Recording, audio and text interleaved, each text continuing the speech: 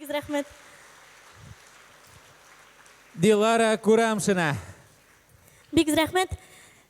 Тагын фурсаттан файдаланып, мин бүген әйтәсе сүзем бар. Бүген минем яраткан әтиемнең туган көне. Әтием, кайда син?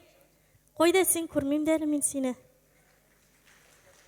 Әтием, мин сине бик яратам. Шын күңелемнән сине туган көнем белән котлыйм. Сиңа шыңда зурдан зур уңышлар, әни белән матур иттереп, гомер итәргә ясын сезгә күп иттереп. Безне әле внукларны күреп, һәм махсус минем әтием өчен мин бәхетле дигән җырым.